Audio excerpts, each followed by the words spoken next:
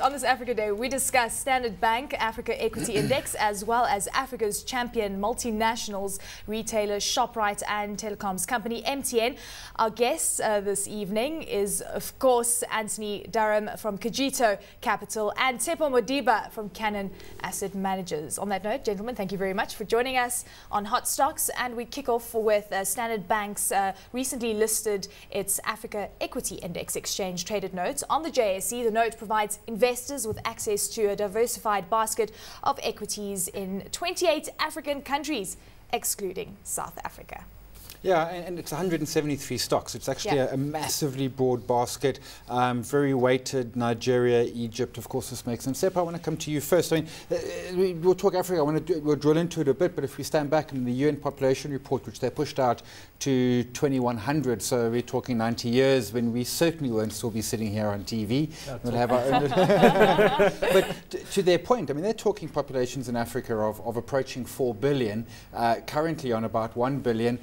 I mean, just looking at that number in its own, for Africa to still be a vibrant and happening place, there is a humongous amount of development that's going to have to happen across the length and breadth of the continent. Probably a lot more, rather, you know, Nigeria and South Africa, the East Kenya got a fair bit. Huge amounts to have to be done in the next many generations. I think it's probably a common known fact of the last 2 years that Africa as a whole has great potential.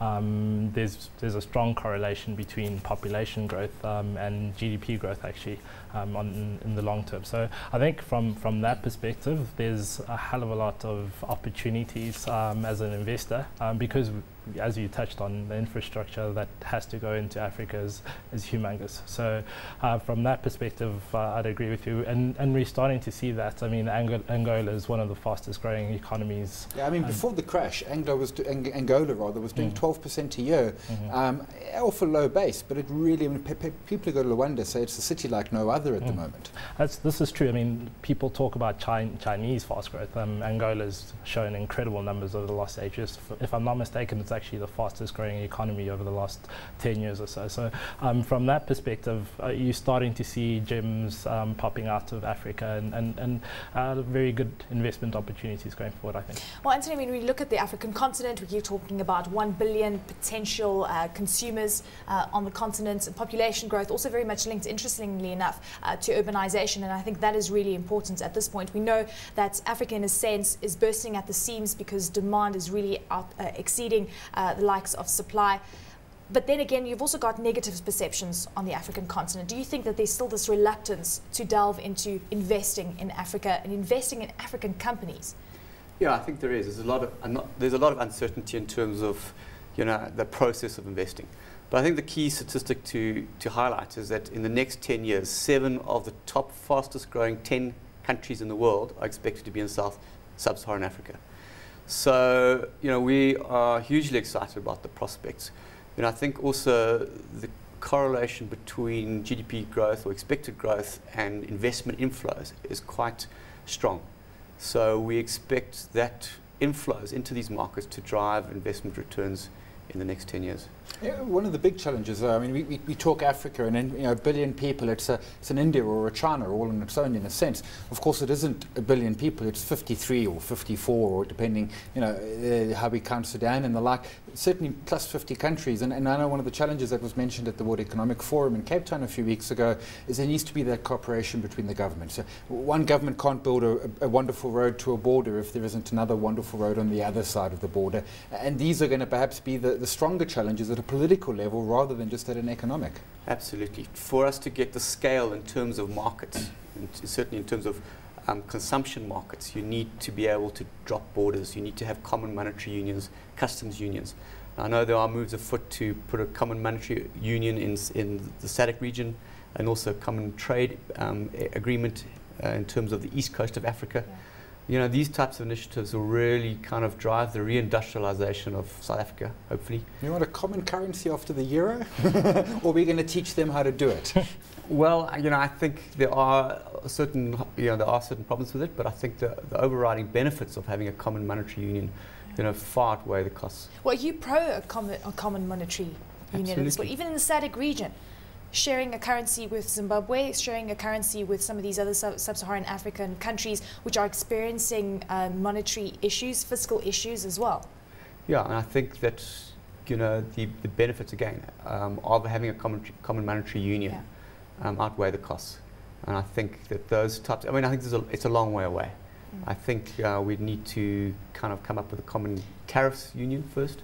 But down the line, you know, you'd look to have some kind of monetary union as well. Yeah, I mean, I suppose it's a fair point. I mean, Europe took decades to get to the union in '99, the monetary union, and what's happened with Greece and other nations kind of took everyone a little bit by left field. But why is everyone laughing? Because you're always out there defending. Well, you're not defending the Greek. You're saying they should be. I mean, well, Tshepo, at the end of the day, when you see the challenges that the European Union has faced with some of the fiscal challenges that have come through from the peripheral Eurozone countries, and I will not allude to them as the pigs or the garlic countries, but at the end of the day, a lot of lessons can be learnt. When you see what the EAC has done, the East African Community, do you think that that is perhaps the way to go? To loosen up borders, to have certain bilateral trade agreements first before you delve into a common monetary union scenario? I think so. I think you're probably looking at putting measures in place, currency aside, that actually facilitate easier trading. I think that's probably going to be a bigger driver of growth than common currency, especially in an environment where monetary policy across the countries is so different. I think, as the guests have touched on, you're probably likely to see this being many decades before you even get to talk of common currency. But from a strategic deal perspective, you're probably likely to see something coming through in the next few years. Let me ask you this, Tshepo, do you have any exposure to any African companies? Apart from MTN, Standard Bank, and those South African companies which have obviously a very strong footprint in Africa. What about Safaricom? What about Dangote? What about those companies that are doing really well in the likes of Kenya and Nigeria? There are a few gems. There are, of course, a few issues with investing in Africa, being more logistical issues and liquidity issues. So currently we don't have any direct African exposure. So that's a no. Anthony, do you have any direct exposure to African stocks? No, we've got indirect exposure through South African stocks, but it's something we'd certainly look at in the future. I mean, it's definitely been one of those challenges, and as you said, Tshepo, it's that getting into the logistics, the processes behind it, etc. I want to come back to the moving forward of Africa, the development that's happening, etc. Is it a case of right now the MTNs and the ShopRites and Standard Banks are the trailblazers, but there's a lot of stuff that still needs to be done on the ground, and that's almost in many senses the construction companies, and we're building the roads. Do we need to look at that first, or can we leapfrog and say, you know what, ShopRite's doing it, they're making it happen, Standard Bank, and there's many others?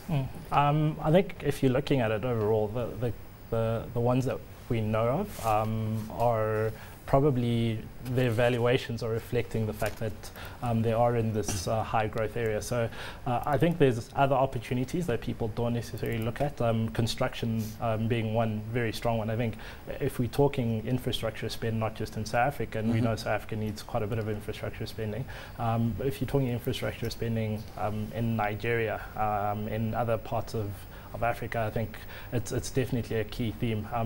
Another point will be electricity supply, as an example. If you look at Nigerian electricity supply in particular relative to what South Africa has, they probably need another 100 or 12 times what they currently have. And there's load shedding in Uganda, constant load shedding, other countries as well. So that talks to companies that have potential to expand into Africa, and ARB being one of them, and ARB being able to potentially tap into that sort of market.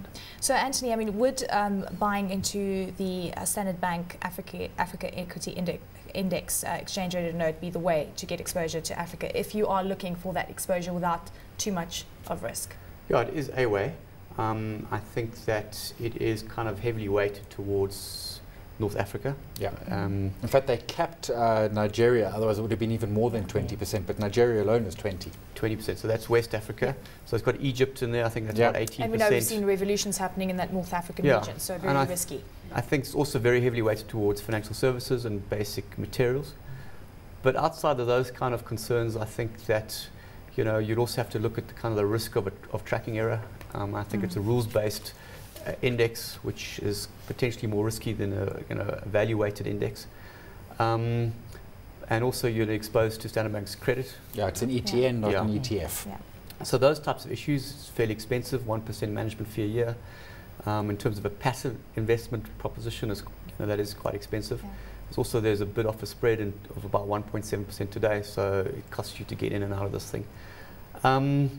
But you know, I think also the other point I wanted to make was that, you know, possibly in frontier markets they're less efficient, and therefore active managers might be able to do better than a passive proposition. So, you know, barring those concerns, I think, you know, if you want an easy, you know, effective exposure, and you don't want to have to go through the rigmarole of trying to identify A, a manager, or B, the individual stocks, then this could be a very good way of doing it. I find it so fascinating because we keep saying how hot Africa is. Hot destination, last economic frontier, but a lot of the guys who we get on the desk don't really have much exposure to Africa as yet. You said it is something that you would possibly look at. What would change things for you where you actually actively say, I'm going to do the research and I'm going to include African stocks in a fund? Well, if we could get around issues of, you know, custody, how to execute transactions, how to get efficient reporting, so the kind of mechanics around investing. There's not enough information, I suppose. Yeah, and then also we would need to put up find a sufficiently good research or access to sufficiently good research for us to kind of leverage off, and then we'd need to go out there and start looking at, you know, kicking the tires of these companies. Fantastic. So is this exchange traded note for you hot? Tshepo? I think I'll put it as very warm. I think it really depends on valuations at the end of the day. I think you need to look at it on a look-through basis. I think it's actually a brilliant investment opportunity, if not necessarily now, but at some point, if you want African exposure, it's a very good way of getting diversified exposure as opposed to one or two counters. So I think you'd almost have to treat this as a holding company and look at it on a look-through basis and decide whether it's fairly valued or not. So I think, yes, it brings a lovely element to investors locally. Whether it's hot or not right now, I think it needs a bit more observation. And for you, warm, I think. Well, I concur. I think Africa is hot, and this is a great way to play Africa. Fantastic. Simon? Yeah, I mean, Africa's hot, and for the average person in the street, this is the route. Anthony's point around costs is 100% correct. 173 stocks means nothing's going to shoot the light out. It is construction, financials and commodity players is sort of 80%. So I do like it, but it's not, you know, it's not going to make you money by Friday. It's one of those things, you know, put some money into it. You want some Africa exposure beyond the typical big blue chips. And we all want to make money by Friday.